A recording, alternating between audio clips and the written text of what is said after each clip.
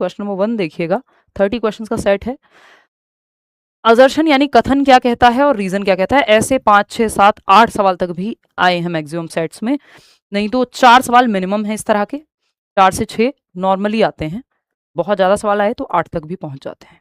देखिएगा असर्शन में क्या कहा गया है, in a classroom presenting highly complex new information simultaneously through rapid verbal dictation and dense uncoordinated visual text heavily impairs the learning process।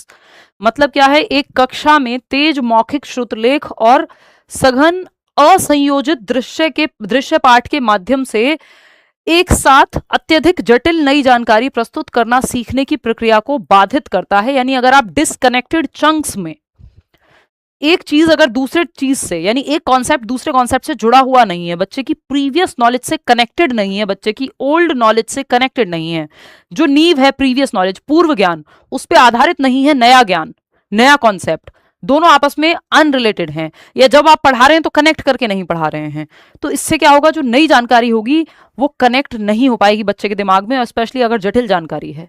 जटिल चीजों में आपको चीजों को जोड़ना होता है, सिंपल टू कॉम्प्लेक्स जाते हैं, प्रीवियस से नोन टू अननोन, ज्ञात से अज्ञात जाते हैं। लेकिन अगर डिसकनेक्टेड चंक्स में highly complex material, uncoordinated visual text, दो चीजें हैं, आप एक पिक्चर दिखा रहे हैं और जो पढ़ा रहे हैं दोनों में कोई कनेक्शन नहीं है, एग्जाम्पल ऐसे दे रहे हैं बच्चा कनेक्ट नहीं कर पा रहा, प्याजे की एक स्टेज आज बता दी, दूसरी बताई बाइगॉट्स की पढ़ा करके, तो क्या होगा, कनेक्ट ही नहीं हो पाएंगी दो चीजें, आपस में एक कनेक्शन नहीं बन पाएगा, मेमोरी में संगठित नहीं हो पाएंगी। ये बात तो सही है। इससे क्या होता है, कॉम्प्लेक्स न्यू इंफॉर्मेशन अगर आप ऐसे एक साथ रैपिड वर्बल डिक्टेशन जल्दी जल्दी बोल करके और अनकोऑर्डिनेटेड यानी डिस्कनेक्टेड चंक में अगर आप पढ़ा रहे हैं, तो इससे लर्निंग प्रोसेस हेविली इंपेयर होती है। ये शब्द पे ध्यान दीजिएगा, इंपेयर मतलब बाधित होगी आपकी सीखने की प्रक्रिया, क्योंकि चीजें कनेक्टेड होनी चाहिए। न्यू नॉलेज को आप प्रीवियस नॉलेज से जोड़ते हैं, पूर्व ज्ञान से जोड़ते हैं, कनेक्ट करके पढ़ाते हैं चीजों को एक दूसरे से। मेंटल मैप्स या माइंड मैप्स इसीलिए बनाए जाते हैं कि कॉन्सेप्ट की सारी चीजें, सब कॉन्सेप्ट्स, टॉपिक के सब टॉपिक्स आपस में कनेक्टेड हों। क्या आपको पता है, जब प्याजे की बात आएगी या कॉग्निटिव डेवलपमेंट की बात आएगी, तो प्याजे और वाइगॉत्स्की की बात आएगी, ब्रूनर की बात आएगी, फिर उसमें भी प्याजे में SPCF ये 4 स्टेजेस हैं, वाइगॉत्स्की में उनका सोसाइटी, कल्चर, लैंग्वेज। तो ये एक मेंटल मैप बना आपके दिमाग में, चाहो तो आप मैं बना के दिखा सकती हूँ, है ना, कि एक मेंटल मैप बना के भाई ये कनेक्टेड हैं चीजें, कि जब आप कॉग्निटिव डेवलपमेंट, यानी पहले तो आप बात करते हो डेवलपमेंट की, विकास के प्रकार की, PCSE, physical, cognitive, social, emotional. इसमें जब शारीरिक विकास की बात कर ली, ग्रॉस मोटर की बात कर ली, अब आप कॉग्निटिव डेवलपमेंट की बात करते हो, यानी संज्ञानात्मक विकास, आपके दिमाग का विकास बच्चे का कैसे होता है। अब जब आप इसकी बात करते हो तो आप कहते हो कि प्याजे और वाइगॉत्स्की 2 लोग महत्वपूर्ण लोग हैं, इनके अलावा भी लोगों ने काम किया, बट ये 2 महत्वपूर्ण हैं जो आपके एग्जाम्स में पूछे जाते हैं। फिर आप कहते हो भाई वाइगॉत्स्की जो है वो SCL, सोसाइटी, कल्चर, लैंग्वेज पे फोकस करते हैं, वहीं प्याजे 4 स्टेजेस देते हैं, SPCF, sensory motor, pre operational, concrete operational और फॉर्मल ऑपरेशनल। ये सब कनेक्टेड हैं आपस में। अगर आपको वाइगॉत्स्की पढ़ा दे पहले ऐसे ही, फिर कॉग्निटिव डेवलपमेंट बाद में बताएं, सोशल इमोशनल बाद में बताएं, कहीं ये आपस में जुड़े हुए हैं, लेकिन सब अलग अलग तरह की बातें हों, डिसकनेक्टेड हैं आपस में, तो ये आपकी समझने के लिए मुश्किल हो जाएगी, ये जानकारी, ये लर्निंग प्रोसेस आपकी बाधित होगी इससे, अगर कनेक्टेड फॉर्म में नहीं पढ़ाया जाएगा। इसीलिए आप देखते हैं कि एक आसान चैप्टर सेम टॉपिक का 6th में है, फिर 7th में और मुश्किल होगा, फिर 8th में और कॉम्प्लेक्स होगा, क्योंकि वो सब कनेक्टेड हैं एक दूसरे से। ठीक, या एक चैप्टर अगर आप मैथ्स में मिस कर देते हैं तो वो जनरली दूसरे चैप्टर को इंपैक्ट करता है। ठीक, तो लर्निंग की जो है आपकी बाधित होगी अगर आप डिसकनेक्टेड रूप में पढ़ा रहे हैं। बात तो सही है। ये इसके 3 स्टेप होते हैं, पहले आपको फर्स्ट स्टेटमेंट चेक करना होता है, तो ये सही है। रीजन क्या है इसका, रीजन सही है कि नहीं है वो हमें देखना होगा। रीजन कितना सही है, the human working memory has a limited capacity. भाई मानव की जो कार्यशील स्मृति है, जो मेमोरी है उसकी कैपेसिटी लिमिटेड है। आप लिमिटेड चीजों को ध्यान में रख सकते हैं, हर चीज कैसे याद रखेंगे जो डिसकनेक्टेड है। And processing uncoordinated dual channel information leads to extraneous cognitive overload. अगर आप अनकोऑर्डिनेटेड डुअल चैनल इंफॉर्मेशन, आप दुनिया जहान की इंफॉर्मेशन डिसकनेक्टेड रूप में भर देंगे तो याद रखने में आपको दिक्कत होगी। इसलिए कोऑर्डिनेटेड वे में, कनेक्टेड वे में याद रख पाती है जो ह्यूमन का दिमाग है, मेमोरी है। जैसे आपके फोल्डर्स होते हैं एक कंप्यूटर में, ऐसे ही आपके दिमाग में भी फोल्डर्स हैं, तो वो कनेक्टेड होने चाहिए। बात तो सही है, इसका रीजन यही दिया है, तो दोनों सही हैं और दोनों एक दूसरे के लिए भी सही हैं, है ना। अंजलि और राहुल अपने आप में भी सही हैं और एक दूसरे के लिए भी सही हैं, तो A and R R true and R is the correct explanation of A. बात सही है, सही व्याख्या की है कि इस क्यों दिक्कत है, लर्निंग क्यों इंपेयर होगी, क्योंकि वर्किंग मेमोरी जो है वो लिमिटेड कैपेसिटी है। ऐसा नहीं है कि अनलिमिटेड चीजें आप भर लोगे दिमाग में, रिवीजन करना पड़ेगा और कनेक्टेड फॉर्म में करना पड़ेगा। ठीक है, तो first option is the right answer over here. इसको आप ऐसे भी एक चित्र के माध्यम से देख सकते हो, अगर एक डायग्राम या एक पिक्चर के माध्यम से समझना है कि भाई अटेंशन, आप मेमोरी कैसे प्रोसेस करती है चीजों को, आपके दिमाग में चीजें कैसे स्मृति में जाती हैं। अटेंशन यानी आपका ध्यान जाता है उस पर कि आपने पढ़ा कहीं पे राम लिखा है, ठीक है, अब आपने एनकोड किया, यानी ये स्टोरेज में आप डालेंगे, जब पढ़ करके समझेंगे एनकोड करेंगे अपनी भाषा में, फिर स्टोरेज में चला जाएगा कि हाँ भाई राम और श्याम एक तरह के नाम हैं, मान लो श्याम भी आपने देखा तो उसके साथ ही आपने इसको भी स्टोर कर लिया। अभी पियाजी वाइगोत्स्की वाला एग्जांपल वैसे इसी को लेकर के था। फिर जरूरत पड़ी तो आप रिट्रीव कर पा रहे हैं, यानी वापस से प्राप्त कर पा रहे हैं कि क्या याद किया था उस दिन, इस बंदे का नाम क्या है, राम है, और इसका श्याम है, तो आप वापस से रिकॉल कर पा रहे हैं, रिट्रीव कर पा रहे हैं। अगर रिट्रीव नहीं कर पाई, ये प्रोसेस फॉलो नहीं हुआ, एक्सेसिव हो गई स्टोरेज या कनेक्टेड नहीं हुई एक दूसरे से, आप एक व्यक्ति की शक्ल और उसका नाम नहीं एसोसिएट कर पाए, फॉरगेट कर जाएंगे, फॉरगेटिंग हो जाएगी। ठीक, तो ये एक बेसिक सी बात है कि चीज़ों को कनेक्टेड फॉर्म में पढ़ाना है, इसलिए हम पाई चार्ट, फ्लो चार्ट का इस्तेमाल करते हैं, शॉर्ट फॉर्म्स का, निमोनिक्स का इस्तेमाल करते हैं कि SPCF या एक थियोरी दूसरे से कैसे जुड़ी हुई है ना, ये सब बातें हम क्यों करते हैं, ताकि कनेक्टेड फॉर्म में दिमाग याद रखता है। क्वेश्चन नंबर 2 देखिएगा, ये क्या कहता है, फटाक से बताइएगा। क्वेश्चन एकदम लेंदी है जिस तरह के आते हैं पेपर में। देखिएगा क्वेश्चन नंबर 2, क्वेश्चन नंबर 2 क्या कहता है बताइए फटाफट। सेकंड क्वेश्चन क्या कहता है आप पोल देकर के बताएंगे। देखिए ये कहता है which of the following pedagogical practices is not aligned with the principles of universal design for learning UDL in an inclusive classroom, यानी निम्नलिखित में से कौन सी शैक्षणिक प्रथा या रणनीति एक समावेशी कक्षा में सीखने के सार्वभौमिक डिजाइन के सिद्धांतों के साथ संरेखित नहीं है या जुड़ी हुई नहीं है। Universal design of learning inclusive education की बात करता है ताकि हर बच्चा सीख पाए, उसकी नीड के हिसाब से आप अपना लेसन प्लानिंग कीजिए और अपनी स्ट्रेटजीज बनाइए, हर बच्चा सीख पाए। यूनिवर्सल डिजाइन फॉर लर्निंग इसीलिए कह रहे हैं UDL, यानी यूनिवर्सल है, यानी सब पे लागू होगी, हर बच्चा सीख पाएगा, अलग अलग मेथड्स का इस्तेमाल आप करोगे जरूरत पड़ने पे। बात सही है कि गलत है ये बता दो अब आप। अब इसका रीजन क्या है,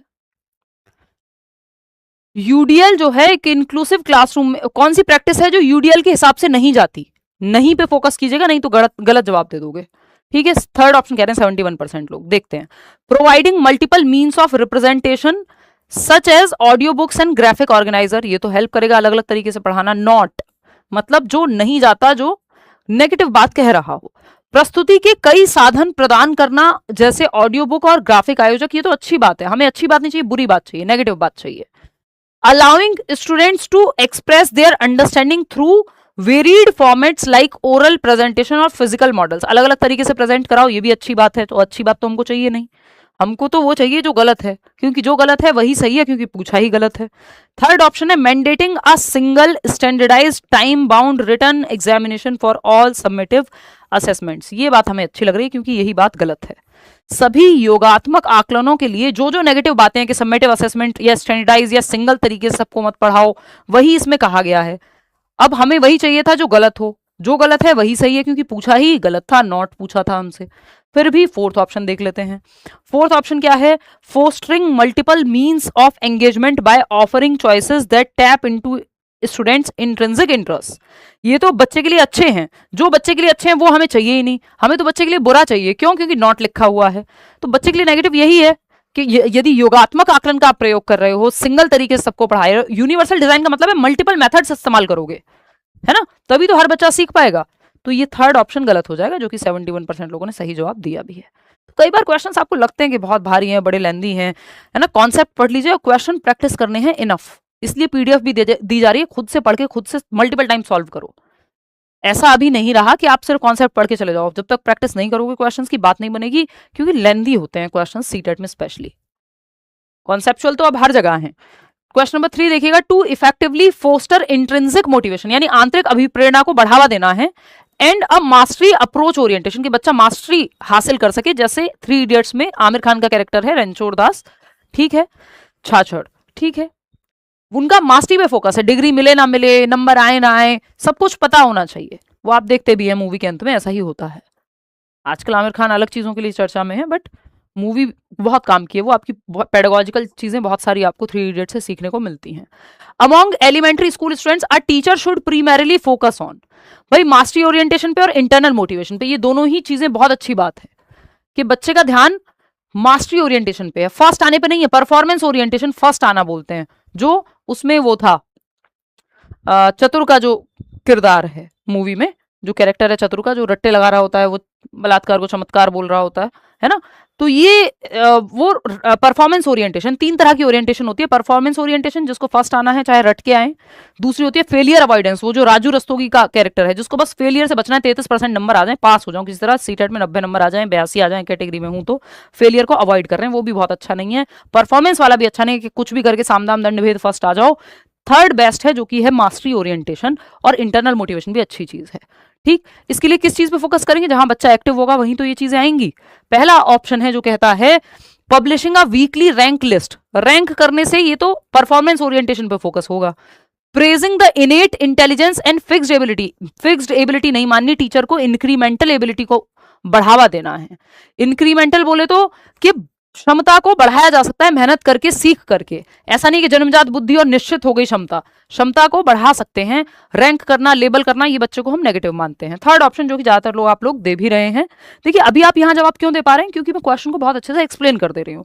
कई लोगों की यही शिकायत रहती है कि जब हम खुद से करते हैं तो सॉल्व नहीं होते, आप करते हो तो हो जाते हैं, आपके साथ करते हैं तो क्वेश्चन को सॉल्व पढ़ते हैं तो क्यों, क्योंकि पढ़ के मैं आपको मतलब समझा दे रही हूँ कि अप्रोच क्या है, एग्जामिनर पूछना क्या चाह रहा है, क्वेश्चंस पूछे कैसे जा रहे हैं। तो जब आप ये समझ जाते हैं कि पूछ क्या रहा है, तो आप जवाब वैसे ही सही पहुंच जाएंगे जवाब तक। तो जब ये बहुत दिन तक आप कर लेंगे प्रैक्टिस साथ में, तो आपका दिमाग अपने आप एक पढ़ने की अप्रोच डेवलप कर लेगा पेडागोजी के क्वेश्चंस को, कि हाँ ये ऐसे पढ़ के ये कहना चाह रहा है क्वेश्चन। ठीक, तो इसलिए साथ में प्रैक्टिस करना भी जरूरी है और खुद से अकेले भी। तो प्रोवाइडिंग कंस्ट्रक्टिव, बच्चा एक्टिव है यहाँ, रचनात्मक टास्क स्पेसिफिक फीडबैक, जो टास्क कर रहा हो उसी से रिलेटेड फीडबैक, जैसे क्वेश्चन का एक्सप्लेनेशन में जो क्वेश्चन में पूछा वही तो दूंगी, पिछले क्वेश्चन का थोड़ी दूंगी यहाँ पे। That emphasises effort, strategy and personal improvement, बात तो सही है। रचनात्मक कार्य विशिष्ट प्रतिक्रिया प्रदान करना, जो प्रयास, रणनीति और व्यक्तिगत सुधार पर जोर देती हो, बच्चे को फीडबैक मिले और उसका व्यक्तिगत सुधार हो। ऑफरिंग टेंजिबल फिजिकल रिवॉर्ड, नहीं भाई, ऑफरिंग टेंजिबल फिजिकल रिवॉर्ड कि छोटे छोटे रिवॉर्ड दे दो, जी नहीं, ये कोई बात है। रिवॉर्ड बहुत लंबी रेस का घोड़ा नहीं है, बहुत लंबे समय तक नहीं चलेगा। ठीक है, तो बेस्ट यहाँ पे मास्टरी हासिल करनी है तो आप फीडबैक दो, जहां दिक्कत है स्ट्रेटजी बनाओ, पर्सनल इंप्रूवमेंट पे फोकस करो, पहले से बेहतर हुआ बच्चा कि नहीं हुआ। क्वेश्चन नंबर 4 देखिएगा, ये क्या कहता है, authentic school based assessment SBA aims to comprehensively evaluate learners, which of the following features define SBA? SBA आता है CCE के तहत, कॉन्टिन्यूअस एंड कॉम्प्रिहेंसिव इवेल्युएशन, सतत एवं व्यापक मूल्यांकन के तहत, जो CBSE ने लागू किया था। ठीक है, यहां पे बात हो रही है विद्यालय आधारित आकलन की। विद्यालय आधारित आकलन के उद्देश्य शिक्षार्थियों का व्यापक मूल्यांकन करना है। कौन सी बात है जो इसकी विशेषता के बारे में बात करती है, स्कूल बेस्ड असेसमेंट, कि आप बच्चे बाहर से एग्जामिनर ना आए, स्कूल में ही बच्चे के असेसमेंट हो जाए। जैसे होम बोर्ड का जो कॉन्सेप्ट है वो स्कूल बेस्ड असेसमेंट है, या असाइनमेंट जो है स्कूल के टीचर ही इंटरनल मार्क्स दे दें, बाहर से अगर एग्जामिनर आएंगे या बाहर बच्चा पेपर देने जाएगा तो वो थोड़ा कई बार डर महसूस कर सकता है, कई बार हो सकता है उस दिन वो अच्छा परफॉर्म ना करे, जो टीचर साल भर बच्चे को देख रहा है वो उसको बेहतर तरीके से समझता है। तो ये स्कूल बेस्ड असेसमेंट है, यानी होम बोर्ड का जो कॉन्सेप्ट है स्कूल के ही टीचर्स असेस करें बच्चे को। पहला ऑप्शन है, इसके फायदे और नुकसान दोनों है, बट इसके फायदे पे फीचर्स पे इसको CCE अच्छा मानता है। क्या फीचर है, it integrates assessment seamlessly into the daily teaching learning process, क्योंकि साल भर वो टीचर बच्चे को पढ़ा रहे हैं अलग अलग सब्जेक्ट के, तो वो देखते रहते हैं, और हर टाइम आप कभी क्लास टेस्ट लेते हैं, कोई क्विज खिला देते हैं, कोई ओरल टेस्ट ले लेते हैं, तो आप साल भर बच्चे को असेस कर सकते हैं। मूल्यांकन को दैनिक शिक्षण अधिगम प्रक्रिया में सहजता से एकीकृत करता है। ऐसा नहीं कि एक दिन ही टेस्ट होगा, एक दिन एक्सटर्नल सवाल पूछे जाएंगे आपसे, है ना, कोई असाइनमेंट होगा, प्रैक्टिकल होगा, साल में एक दिन वो एग्जामिनर बाहर से आएंगे एक्सटर्नल, और उस दिन आप परफॉर्म कर पाए तो अच्छे नंबर मिलेंगे, नहीं तो नहीं। यहाँ पे साल भर टीचर पढ़ाते और पढ़ते समय असेस करते रह सकता है, ये एक अच्छी बात है स्कूल बेस्ड असेसमेंट की। सेकंड क्या है, it relies exclusively on external board examinations to maintain absolute objectivity, नहीं, वो तो फिर आपके बोर्ड एग्जाम्स या एक्सटर्नल एग्जाम्स फोकस करते हैं, ये बाहर वालों पे नहीं करता है, ये बाहरी बोर्ड परीक्षाओं पर निर्भर करता है। नहीं, स्कूल बेस्ड इसीलिए कह रहे हैं क्योंकि स्कूल पे बेस्ड है, बाहर पे बेस्ड नहीं है। थर्ड है it utilises diverse tools like portfolios, anecdotal records, self assessment, जो साल भर बच्चे के चलते रहते हैं। ये अलग अलग टूल्स इस्तेमाल में लाता है। सीसीई बिल्कुल सही है। It focuses heavily on comparing students, नहीं, बच्चे को कंपेयर करना कोई बहुत अच्छे असेसमेंट का लक्षण नहीं है। ठीक है, तो कौन सा बचा? जब सेकंड फोर्थ नेगेटिव है, सेकंड जो है वो भी नेगेटिव है, फर्स्ट और थर्ड ही बचे हैं। फर्स्ट और थर्ड किस ऑप्शन में? सेकंड ऑप्शन में। कितने लोग दे रहे हैं? 50%। तो इतने आसान सवाल को आपको बस 2 नेगेटिव हटाने थे, आप सही जवाब तक पहुंच जाते, फर्स्ट और थर्ड, है ना? क्योंकि सेकंड और फोर्थ तो एक्सक्लूसिवली एक्सटर्नल पे क्यों बेस्ड होगा जब स्कूल आधारित है तो। और दूसरा, कंपेयर करना बच्चों को कोई भी बहुत अच्छा तरीका नहीं है, इसमें तो फॉर्मेटिव का हम इस्तेमाल करते हैं। ठीक है, नेशनल नॉर्मेटिव सैंपल पे थोड़ी करेंगे, ये तो स्कूल के सैंपल्स की बात होगी यहाँ तो सेकंड ऑप्शन। क्वेश्चन नंबर 5 देखिएगा, ये क्या कहता है भाई? Regarding the construct of intelligence, contemporary educational psychologist widely advocate that, यानी अच्छा सवाल है, क्या कहता है सवाल? बुद्धि की संरचना के संबंध में समकालीन शैक्षिक मनोवैज्ञानिक व्यापक रूप से समर्थन करते हैं कि, यानी बुद्धि की संरचना यानी कॉन्सेप्ट ऑफ इंटेलिजेंस की जब हम बात कर रहे हैं आज के समय में, कॉन्टेम्पररी जहां पे वर्ड यूज हो रहा है यानी समकालीन, आज के समय मॉडर्न टाइम्स में इंटेलिजेंस को कैसे देखते हैं जो आपके साइकोलॉजिस्ट हैं, मनोवैज्ञानिक हैं, ये पूछा है हमसे। पहला ऑप्शन है intelligence is a singular unitary trait ji factor that can not be influenced by the environment. ये एकदम बकवास बात है। क्यों? कि बुद्धि एक विलक्षण एकात्मक गुण है, यूनिटरी प्रोसेस, एक सिंगल ट्रेट होता है। नहीं भाई, हम मानते हैं मल्टी डायमेंशनल है। आज के समय ये जब शुरुआत हुई थी, सिंगल फैक्टर थियरी की बात की थी जब एल्फ्रेड बिने ने, जिन्होंने फर्स्ट इंटेलिजेंस टेस्ट दिया है, तब ये बात आई थी कि एक ही फैक्टर है जी जो इंपॉर्टेंट है, जी फैक्टर है, एक चीज में इंटेलिजेंट हो तो हर चीज में इंटेलिजेंट हो गए। फिर आपके जी और एस फैक्टर बाद में 2 फैक्टर बना दिए थे इन्होंने, स्पीयरमैन ने। तो ये पुरानी बातें हो गई। समकालीन कॉन्टेम्परेरी टाइम पे अगर आप देखेंगे तो हार्वर्ड गार्डनर की थियरी जो आपके सिलेबस में है, एक सवाल निश्चित रूप से आता है, मल्टीपल इंटेलिजेंस, बहुबुद्धि का सिद्धांत या मल्टी डायमेंशनल इंटेलिजेंस, यानी बुद्धि 8 प्रकार की है, कोई एक ही प्रकार नहीं है बुद्धि का कि एकात्मक गुण है, कोई पर्यावरण से प्रभावित नहीं हो सकता। नहीं भाई, पर्यावरण का प्रभाव पड़ता है, इवन सोशियो इकोनॉमिक स्टेटस का भी प्रभाव पड़ता है इंटेलिजेंस पे। क्योंकि आप ये देखते हैं कि जिन घरों में, जो इवन आप नेशंस देख लीजिए, जो राष्ट्र डेवलप्ड नेशंस हैं, जो चाहे वो यूएस हो या यूरोपियन कुछ कंट्रीज हो, है ना, और हमारे जैसे विकासशील देश जो डेवलपिंग नेशंस हैं, जहां बच्चे को कुपोषण का शिकार होना पड़ रहा है, जहां एजुकेशन सबके पास नहीं है, अच्छी क्वालिटी एजुकेशन, वहां आईक्यू के जो लेवल्स हैं उनमें आपको अंतर मिलेगा। ठीक, तो ऐसा नहीं कि आईक्यू पे प्रभाव पड़ता है, ये रीसेंट रिसर्च है। एक टाइम पे मानते थे नहीं आईक्यू पे ज्यादा प्रभाव नहीं पड़ता या प्रभाव ही नहीं पड़ता, प्रभाव पड़ता है, कम पॉइंट से इंप्रूव होगा बट हो जाएगा।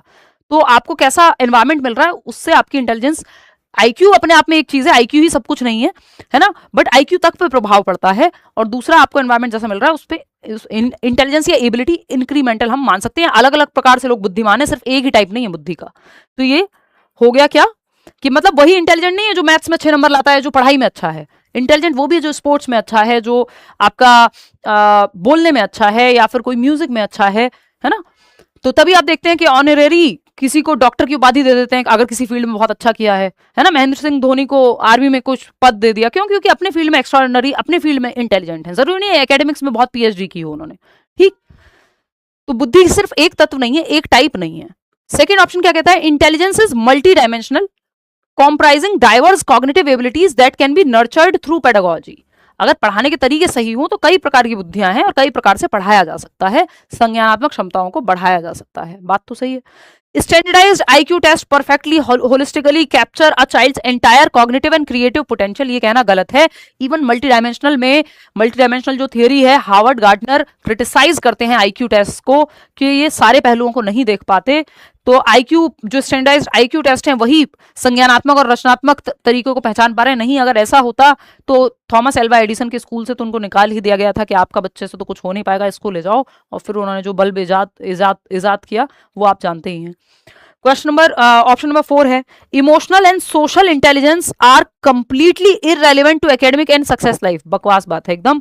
भावनात्मक और सामाजिक बुद्धि शैक्षणिक और जीवन की सफलता के लिए पूर्ण रूप से अप्रासंगिक है। नहीं भाई, इमोशनल इंटेलिजेंस, इवन ये कहा जाता है कि जैसे जो गोलमैन की बुक है, डेनियल गोलमैन की, कि इवन जो आपका इमोशनल कोशेंट है, ईक्यू है, वो आईक्यू से भी ज्यादा महत्वपूर्ण हो जाता है कई बार, या सोशल इंटेलिजेंस बहुत महत्व रखती है कि आप समाज में कैसे फंक्शन करते हैं।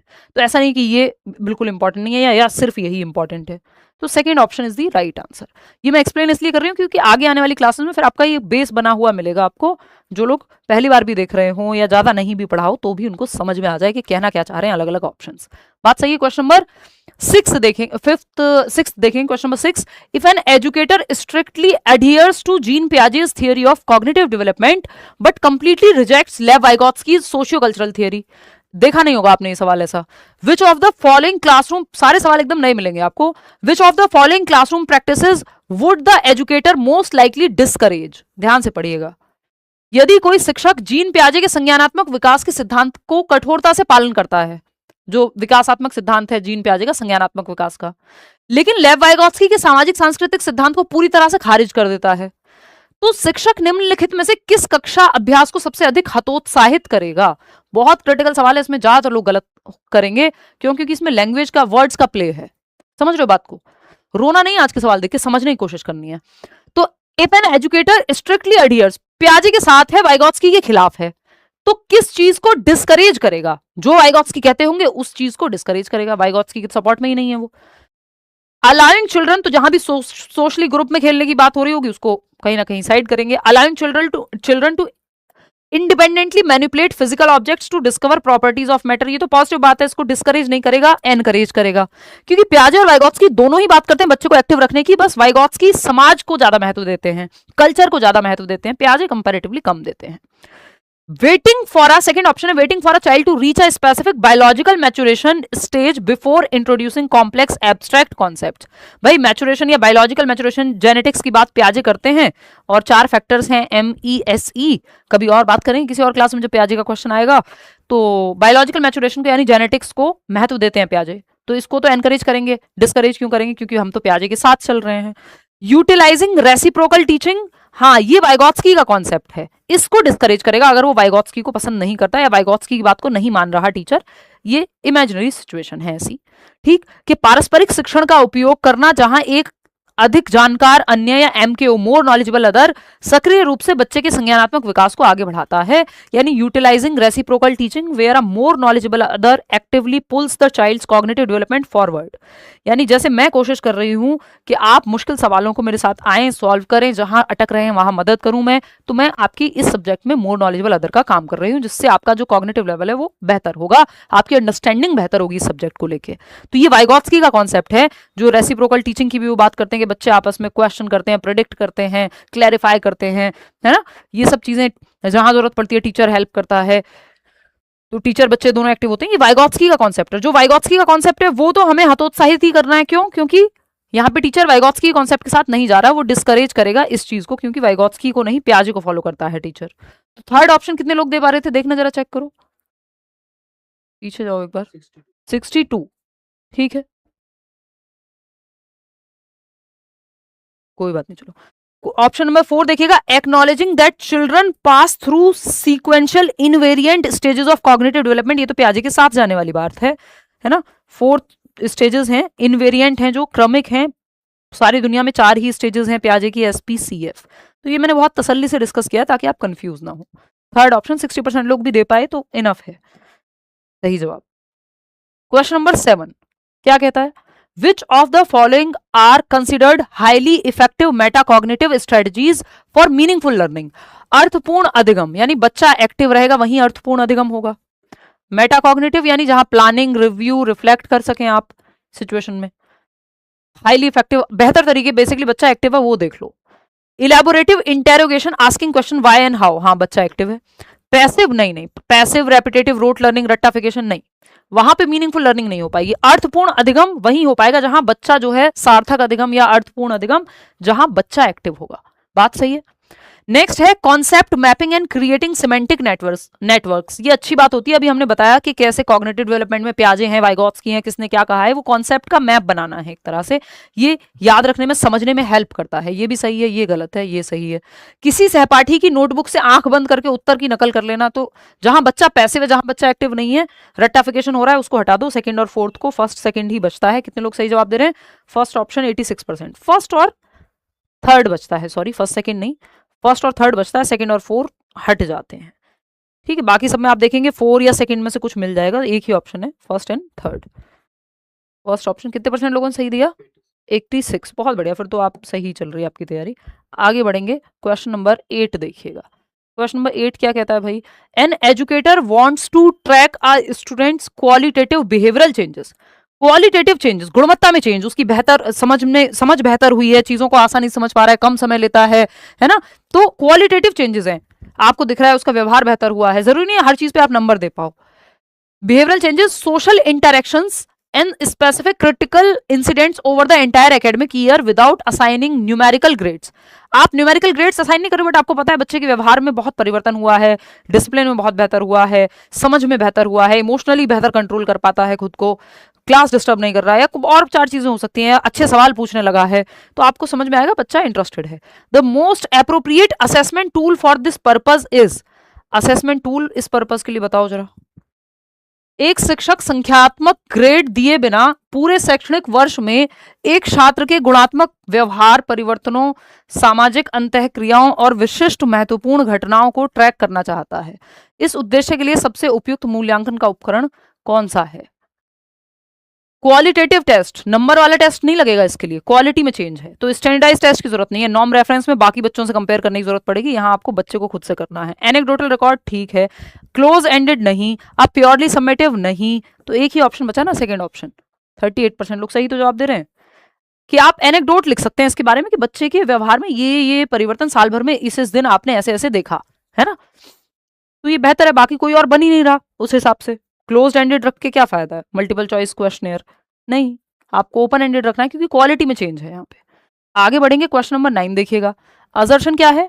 अ chronically high level of emotional stress and anxiety significantly hinders a students ability to engage in complex higher order problem solving. यानी chronically high level of emotional stress, बहुत ज्यादा भावनात्मक तनाव है, जरूरत से ज्यादा, और चिंता है एक लंबे समय से, प्रोलॉन्ग्ड है, तो इससे क्या होगा? बच्चे की जो क्षमता है मुश्किल और अच्छे लेवल के क्वेश्चंस को सॉल्व करने की या प्रॉपर प्रॉब्लम सॉल्विंग की, जिसमें उसके दिमाग की इस्तेमाल ज्यादा होगा, उसकी क्षमता में बाधा पड़ेगी। क्यों? क्योंकि वो बहुत ज्यादा स्ट्रेस्ड है, डिप्रेस्ड है, एंग्शियस है, वॉटएवर नेगेटिव इमोशंस को फील कर रहा है, वो भी जरूरत से ज्यादा। ये बात तो सही है, इसका प्रभाव पड़ेगा उसकी परफॉर्मेंस पे, फैक्ट है। रीजन क्या है? Cognition and emotions are completely distinct. ये कह रहे हैं कॉग्निशन यानी संज्ञान, दिल और दिमाग का कोई लेना देना नहीं है। ये बात जब तक जेजोंग नाम के एक व्यक्ति हैं उनके बारे में बात पूछे तब तो आप कहेंगे हाँ जी इंडिपेंडेंट है, अदरवाइज तो ये इंटरट्वाइंड है। Independent domains that do not interact और influence each other during the learning process, पूरा एक टॉपिक है, 1 नंबर हर साल आता है कि भाई ये दोनों संबंधित हैं, कॉग्निशन इमोशन संबंधित हैं। अगर बच्चा बहुत ज्यादा लोड ले रहा है पेपर का तो वो गड़बड़ कर सकता है, जितना अच्छा वो परफॉर्म कर सकता था थोड़ा कम लोड लेके उतना अच्छा नहीं कर पाएगा। यानी थोड़ा बहुत प्रेशर ठीक है, मैं हमेशा कहती हूँ थोड़ा बहुत डर लगना पेपर से पहले ठीक है, लेकिन इतना ज्यादा डर है कि आप पैरालिसिस जैसा महसूस कर रहे हैं, आप परफॉर्म ही नहीं कर पा रहे। एग्जाम एंग्जाइटी मुझे रही है तो मुझे पता है इस चीज का बहुत अच्छे से, तो वो क्या होगा, वो आपको जितना आपको आता है वहां वो परफॉर्म नहीं कर पाओगे आप। तो इसके लिए या तो प्रैक्टिस बहुत ज्यादा करें, और दूसरा यही एग्जाम ही सब कुछ है, आपकी जीवन है, ये नहीं मानना है। तो ये कॉग्निशन और इमोशन एक दूसरे को प्रभावित करते हैं, ये बात गलत है कि नहीं करते, तो आर गलत है, ए सही है। कितने लोग सही जवाब दे रहे हैं? थर्ड ऑप्शन 65% लोग, बहुत बढ़िया। आप लोग तो बहुत ही फटाफट जवाब देते हैं, तो अब मैं स्पीड बढ़ा लेती हूँ, शुरू के 10 क्वेश्चन हो भी गए हैं। A is true but R is false. A तो सही था कि हिंडर करेगा, लेकिन आर सही नहीं है कि बाधा बनेगा, ए सही कह रहा था। क्वेश्चन नंबर 10 देखिएगा। A teacher deliberately wants to design social science learning experiences that require learners to analyze evidence, challenge assumptions, and explore multiple plausible interpretations a teacher should। एक शिक्षक सामाजिक विज्ञान के ऐसे अधिगम अनुभवों की योजना बनाना चाहता है जिनमें शिक्षार्थी साक्ष्यों का विश्लेषण करें, मान्यताओं को चुनौती दें, यानी क्रिटिकल थिंकिंग का डेवलपमेंट हो, किसी विषय की अनेक संभावित व्याख्याओं का अन्वेषण करें। इस उद्देश्य की पूर्ति के लिए शिक्षक को क्या करना चाहिए? यानी बच्चे की क्रिटिकल थिंकिंग डेवलप हो, सोशल साइंसेस, सोशल स्टडीज के टॉपिक्स ऐसे हों जिन पे चर्चा हो, चाहे वो समाज की कुरीतियां हो, चाहे वो सिस्टम हो। अभी एक न्यूज थी कि एनसीईआरटी के कुछ प्रोफेसर, मतलब 3 लोग थे जिन्होंने किताब बनाई थी एसएसटी की नए वाली 8वीं क्लास की, जिसमें एक टॉपिक था पॉलिटी में कि भ्रष्टाचार, अभी मैं न्यूज चैनल पे किसी पे देख रही थी, भ्रष्टाचार को कैसे भ्रष्टाचार होता है न्यायपालिका में या देश में, जिसकी वजह से चीजें नहीं हो पाती हैं। तो वो क्रिटिकल थिंकिंग को जगाने जैसी कॉन्सेप्ट्स उसमें डाले गए थे, जो कि नेशनल एजुकेशन पॉलिसी कहती है। बट वो कुछ लोगों को अच्छा नहीं लगा, तो वो किताबों से हटवा दिया गया। तो एक तरफ हम कहते हैं क्रिटिकल थिंकिंग को जगाओ, दूसरी तरफ इस तरह की चीजें होती हैं। इवन उन लोगों को ब्लैक लिस्ट कर दिया गया जिन्होंने, एक फ्रेंच हिस्टोरियन थे और हमारे देश के 2 लोग थे अच्छे, जिन्होंने वो बुक्स बनाई या वो टॉपिक को डाला, और एसएसटी में बहस की, यानी डिस्कशन का स्कोप हो ये सोचते हुए उन्होंने डाला। हालांकि उन्हें बाद में राहत मिली कोर्ट से, सुप्रीम कोर्ट से, बट वो चैप्टर हट गया। तो ऐसा भी होता है कि एक तरफ हम क्रिटिकल थिंकिंग को जगाने की बात कर रहे हैं, दूसरी तरफ इस तरह की चीजें होती हैं। एनीवे, देखो 82% लोग फर्स्ट ऑप्शन कह रहे हैं, चेक करेंगे अभी। आस्क ओपन एंडेड क्वेश्चन, बिल्कुल सही है, डिस्कशन होना चाहिए। Encourage students to blindly accept, नहीं भाई, आंख बंद करके बस वही एक्सेप्ट करो जो आपको बताया जाए। फैसिलिटेट स्ट्रक्चर्ड डिबेट्स, हाँ डिबेट्स होनी चाहिए कंट्रोवर्शियल सोशियो हिस्टोरिकल इशूज पे, बिल्कुल, कि भाई अंग्रेज आए तो क्या सही था क्या गलत था, इसमें किन लोगों का 50 पर्सपेक्टिव हो सकते हैं एक चीज पे चर्चा के, तो ये बात तो सही है। फर्स्ट भी सही है, सिर्फ आंख बंद करके किताब में जो लिखा है वही याद कर लो, अपना दिमाग मत लगाओ, ये गलत है। नोट्स से रटे हुए सटीक एकल सही उत्तर याद कर लो नोट्स में से, नहीं होता आया है ये, बट ये बहुत अच्छी बात नहीं है। तो फर्स्ट और थर्ड डिबेट का बच्चे जितने एक्टिव होंगे उतना बेहतर है उनके दिमाग के लिए, उनके समालोचनात्मक चिंतन के लिए, क्रिटिकल थिंकिंग के लिए, जिस क्रिटिकल थिंकिंग को national education policy 21st century skills के अंदर डालती है, जो 10 मुख्य क्रिटिकल जो आपके 21वीं सदी के कौशल हैं, जिसमें डिजिटल एजुकेशन है, आपका क्रिटिकल थिंकिंग है, और भी इस तरह की कई चीजें हैं। फर्स्ट ऑप्शन ही सही है। आगे बढ़ेंगे, आपको देख लेना बच्चा जहां एक्टिव है वो ऑप्शन बेस्ट है। 99% केसेस में ये काम करता ही है पेडागोजी में, कितना भी छोटा क्वेश्चन हो, कितना भी बड़ा क्वेश्चन हो। क्वेश्चन नंबर 11 है, which of the following classroom scenarios would Lev Vygotsky least likely support as an effective mechanism for cognitive development. Vygotsky के संज्ञानात्मक विकास के अनुसार एक प्रभावी तंत्र के रूप में सबसे कमजोर ऑप्शन कौन सा है, कि वाइगॉत्स्की जिस चीज को सबसे कम महत्व देंगे, लीस्ट इंपॉर्टेंट या गलत है वाइगॉत्स्की के अकॉर्डिंग, ये मान लो आप। तो सोसाइटी, कल्चर, लैंग्वेज, इन 3 चीजों को बहुत महत्व देते हैं, इसके अलावा जो भी होगा वो फिर हमारे लिए गलत हो जाएगा। Children working in heterogeneous collaborative groups to solve, बच्चे एक्टिव हैं, सिंपल, और हेट्रोजेनस यानी मिक्स्ड ग्रुप है, अलग अलग तरह की क्षमताएं रखने वाले बच्चे हैं, ये तो बहुत पॉजिटिव बात हो गई। ये लीस्ट क्यों है, ये तो बेस्ट है। A teacher breaking down a difficult reading task into smaller, यानी स्कैफोल्डिंग की बात हो रही है, ये भी पॉजिटिव है। A child sitting in strict isolation, बच्चे को अलग थलग कर दो, वो तो सोसाइटी ग्रुप में सिखाने की बात करते हैं, अलग थलग करने की बात तो वाइगॉत्स्की कभी नहीं करेंगे, तो ये लीस्ट इंपॉर्टेंट है। कि किसी वयस्क या सहकर्मी की अंतःक्रिया के बिना कड़े अलगाव में बैठा बच्चा जो बार बार रटने की बात कभी वाइगॉत्स्की थोड़ी करेंगे, प्याजे भी नहीं करेंगे, सोशियो कंस्ट्रक्टिविस्ट हैं, सामाजिक रचनावादी हैं, बच्चे को एक्टिव रखते हैं प्याजे वाइगॉत्स्की, दोनों में कॉमन बात है ये। अ मोर स्किल्ड स्टूडेंट, एक मोर नॉलेजेबल अदर, जो बच्चा उससे कम जानता है उसको हेल्प कर रहा है, वो तो ठीक है, तो हमें गलत चाहिए था लीस्ट इंपॉर्टेंट, यानी जो सही नहीं है, सबसे कमजोर ऑप्शन है, तो थर्ड ऑप्शन। आगे बढ़ेंगे, कितने लोगों ने दिया, 82%, बहुत बढ़िया। क्वेश्चन नंबर 12 देखिएगा, ये क्या कहता है, inclusive education rejects an approach that locates the problem within the learner and instead promotes an approach that removes barriers to participation। बहुत अच्छा सवाल है।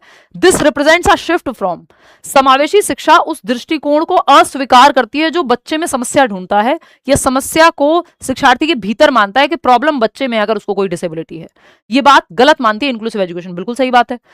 तथा उसके स्थान पर ऐसा दृष्टिकोण अपनाती है इंक्लूसिव एजुकेशन जो सहभागिता में आने वाली बाधाओं को दूर करने पर बल देता है, यानी जो भी सहभागिता में आने वाली, यानी पार्टिसिपेट करने में बच्चे को क्लास में, स्कूल में, एक्टिविटीज में प्रॉब्लम क्रिएट करे, उस बैरियर को हटाओ आप एनवायरमेंट से, ना कि बच्चे को बदलो। कि बच्चे को अगर कोई डिसेबिलिटी है, उसको सुनने में दिक्कत है, या चल नहीं सकता है, या देखने में दिक्कत है, या ब्लाइंड है, तो आप बच्चे में कमी ढूंढो। आपको हर बच्चे को साथ लेके चलना है, एजुकेशन फॉर ऑल, ये बात तो सही है।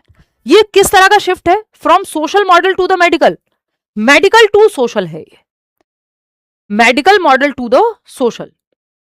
कि मेडिकल मॉडल ये कहता है कि बच्चे में ये डिसेबिलिटी है जी, या ये प्रॉब्लम है। सोशल मॉडल ये कहता है हर बच्चा सीख सकता है, तो डिसेबिलिटी के बावजूद वो सीख सकता है, पर्सन विद डिसेबिलिटी वाले जो बच्चे हैं। ह्यूमनिस्टिक मॉडल टू बिहेवियरिस्ट नहीं, कॉग्निटिव टू कंस्ट्रक्टिविस्ट नहीं, सोशल से मेडिकल नहीं, मेडिकल टू सोशल है ये, सेकंड ऑप्शन। 50% लोग फोर्थ ऑप्शन कह रहे हैं, पता नहीं क्यों। Cognitive model to the constructivist model नहीं, कॉग्निटिव मॉडल ये थोड़ी कहता है, आपने कॉग्निटिव मॉडल में ये पढ़ा है कि बच्चे में दिक्कत है, और ये सिर्फ कॉग्निटिव थोड़ी हो सकती है, ये मेडिकल हो सकती है भाई, उसमें शरीर में भी दिक्कत हो सकती है, दिमाग में भी हो सकती है, तो ये सिर्फ कॉग्निटिव होगा, तो ये तो कहना गलत हो जाएगा। फोर्थ ऑप्शन नहीं है, सेकेंड ऑप्शन होगा, मेडिकल टू सोशल। क्योंकि वो आपके पास अगर किसी भी बच्चे को पर्सन विद डिसेबिलिटी तो 40% या उससे अधिक दिखाओगे आप, या डिसलेक्सिया भी है तो भी कोई तो उसको वेरीफाई करेगा ना, कोई तो जानेगा, अपनी मर्जी से नहीं करोगे, कोई कॉग्निटिविस्ट अपने दिमाग से थोड़ी कर देगा, उसके लिए प्रॉपर एक मेडिकल इंटरवेंशन लगेगी। क्वेश्चन नंबर, आप तो लक्षणों के आधार पे उस बच्चे को पहुंचाओगे वहां तक कि आपके यहाँ कोई काउंसलर है तो उससे असेस करवाओगे, या फिर अगर मेडिकल इंटरवेंशन की जरूरत है तो लक्षणों के आधार पे, या बच्चे को पहले से पेरेंट्स को पता होगा। तो ये स्थिति है कि मेडिकल टू सोशल जा रहे हो आप।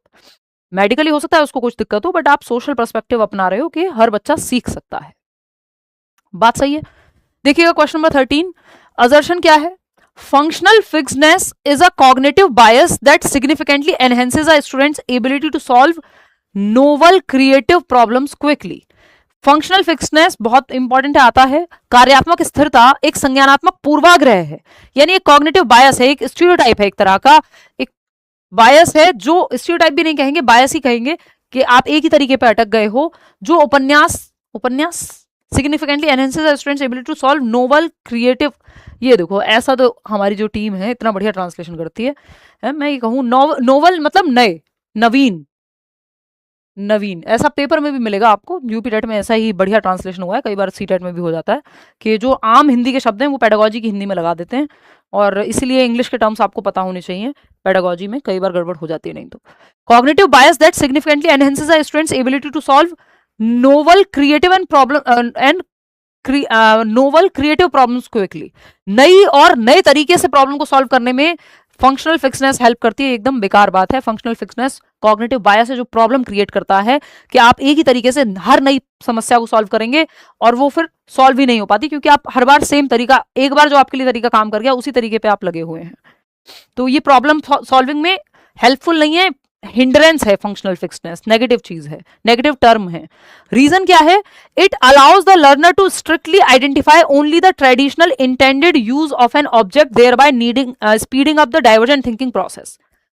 कि ये बच्चे को अलाउ करता है आइडेंटिफाई करने के लिए कि सिर्फ ट्रेडिशनल तरीका कौन सा है एक ऑब्जेक्ट को यूज करने का, कि पेन है तो सिर्फ लिख ही सकते हैं भाई, इसको आप अपने बालों में भी क्लिप की तरह यूज कर सकते हो। हमारे देश में तो इसके जो है कितने तरह के एग्जांपल्स हैं, हम जुगाड़ू लोग हैं, तो वो क्रिएटिविटी है कि एक चीज को मल्टीपल तरीके से इस्तेमाल किया जा सकता है, सिर्फ ट्रेडिशनल ही तरीका नहीं है, एक ही तरीका नहीं है। कड़ाई से पहचानने की अनुमति देता है, जिससे अपसारी चिंतन को नहीं, डाइवर्जेंट थिंकिंग को कोई बढ़ावा नहीं मिलता, कन्वर्जेंट थिंकिंग को बढ़ावा मिल रहा है। तो ये दोनों ही गलत है। फोर्थ ऑप्शन 48% लोग सही जवाब दे रहे हैं, मतलब इतना अच्छे से पढ़ने के बाद भी सिर्फ 50% लोग भी इसका सही जवाब नहीं दे पा रहे हैं। Both are false. ठीक है, आगे बढ़ेंगे। Question number 14। देखिए क्वेश्चंस जो है प्रॉपर लेंदी हैं और नए सवाल हैं, सारे अच्छे सवाल हैं, तो समय थोड़ा लग रहा है, मैं भी जल्दबाजी नहीं कर रही हूँ, जिसको जल्दबाजी करनी हो स्पीड बढ़ा के देख लेना बाद में, ठीक है ना। क्वालिटी सेशंस होने चाहिए चाहे कम हो। देखिए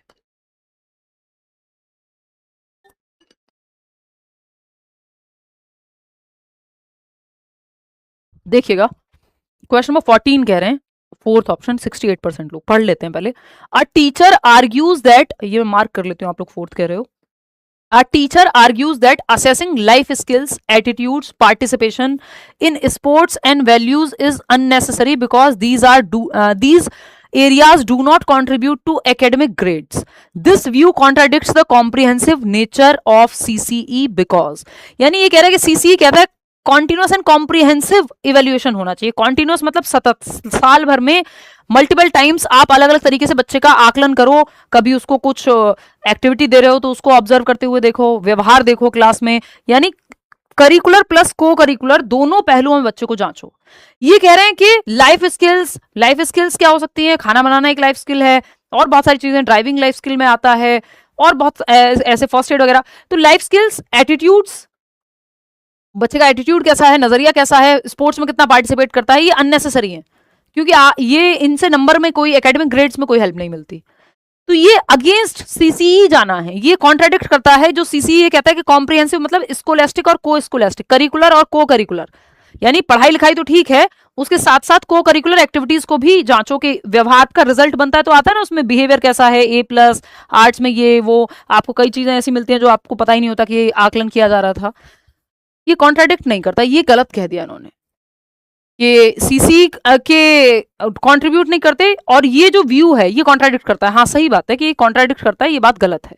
gives priority only to academic achievement, हाँ सही बात है।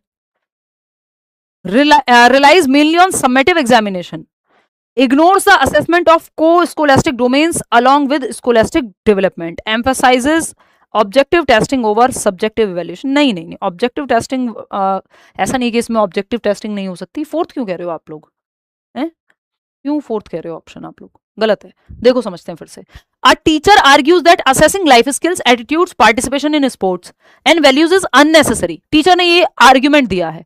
क्यों? क्योंकि इनको लग रहा है कि एकेडमिक ग्रेड्स में तो आता नहीं है ये, यानी नंबर नहीं मिलते, या एकेडमिक ग्रेड्स बोले तो सब्जेक्ट जो है पढ़ाई लिखाई वाले कॉग्निटिव एस्पेक्ट में नहीं आता। ये जो व्यू है ये कॉन्ट्राडिक्ट करता है कॉम्प्रिहेंसिव नेचर ऑफ सीसीई को। तो पूछा है कॉम्प्रिहेंसिव नेचर क्या है? Because it ignores the assessment of को स्कोलेस्टिक डोमेन्स। कॉम्प्रिहेंसिव यही तो कहता है कि स्कोलेस्टिक प्लस को स्कोलेस्टिक दोनों करो आप। तो इसमें जो को स्कोलेस्टिक है उसको इग्नोर ही किया जा रहा है कि शैक्षिक विकास के साथ साथ सह शैक्षिक क्षेत्रों के मूल्यांकन की उपेक्षा करता है ये, जो कि कॉम्प्रिहेंसिव में कहा गया है। आप लोग कैसे इसको फोर्थ बता रहे हैं कि objective testing over subjective evaluation? ये ऑब्जेक्टिव और सब्जेक्टिव टेस्टिंग की बात नहीं है।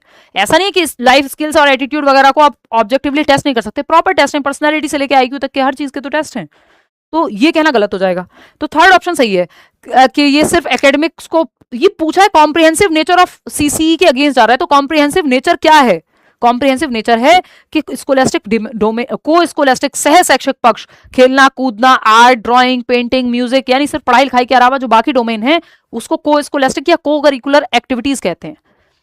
उसको इग्नोर कर रहा है जो कि कॉम्प्रिहेंसिव में आता है, स्कोलेस्टिक यानी करिकुलर भी और को करिकुलर भी। तो सिर्फ करिकुलर को तो इन्होंने इंक्लूड कर लिया, को करिकुलर को नहीं किया। समझ गए बात को? रिलाइज मेनली ऑन सबमिटिव नहीं। तो पूछा हमसे ये था कि कॉम्प्रिहेंसिव नेचर का क्या मतलब है, तो वो है यहाँ पे सिंपल थर्ड ऑप्शन में दिया हुआ। क्वेश्चन नंबर 15 देखिएगा। Which instructional adaptation is most consistent with the educational needs of a mathematically gifted learner who consistently demonstrates mastery of the prescribed grade level curriculum? एक गणितीय रूप से प्रतिभाशाली बच्चा है जो मैथ्स में बहुत अच्छा है, गिफ्टेड है, जिसने, आप रामानुजन टाइप का या शकुंतला देवी टाइप का मान लो, जो बच्चा गिफ्टेड है मैथ्स में, ठीक है, जिसने निर्धारित कक्षा स्तरीय पाठ्यक्रम में निरंतर दक्षता प्राप्त की है, उसकी शैक्षिक आवश्यकताओं के अनुरूप सबसे उपयुक्त तरीका क्या होगा गिफ्टेड बच्चे के लिए? क्या करें यहाँ पे कि वो मैथ्स में जो अच्छा है वो बेहतरीन कर पाए, देश के लिए वो धरोहर बन पाए? क्या किया जाए? Providing additional worksheets of the same level. Same level का दोगे तो वो गिफ्टेड है, बोर हो जाएगा, वो तो वो कर ही ले रहा है फटाफट से जो सिलेबस है, उसको तो आप ओलंपियाड या extra higher order thinking skill के क्वेश्चन दो। compacting the curriculum and engaging the learner in advanced open-ended mathematical investigations requiring higher order thinking। बात तो सही लग रही है। उसको तो चैलेंजिंग टास्क दोगे ना आप, जो बच्चा गिफ्टेड है वो इजी या मॉडरेट टास्क में तो बोर हो जाएगा। जैसे आज कई लोगों को ये क्वेश्चन करने में मजे आ रहे होंगे क्योंकि ये मुश्किल है। Assigning the learner to mentor classmates during every mathematics lesson. ऐसा नहीं कि दूसरे बच्चों को मेंटोर करने को कह दो, भाई आपको उसकी एबिलिटी भी तो रखनी है साथ में। Allowing the learner to independently explore mathematics beyond the textbook without any structured guidance. नहीं भाई, फिर आपका क्या रोल रह गया? ये तो वो कर ही लेगा अपने इंटरेस्ट के लिए, खुद से ही पढ़ना होगा। तो सेकेंड ऑप्शन यहाँ सही है कि पाठ्यचर्या के संग्रहण करते हुए उच्च स्तरीय चिंतन की अपेक्षा वाले उन्नत एवं मुक्त यानी ओपन एंडेड और हायर ऑर्डर थिंकिंग स्किल्स, जिसमें दिमाग ज्यादा खर्च हो, यानी चैलेंजिंग क्वेश्चंस आप उसको दीजिए।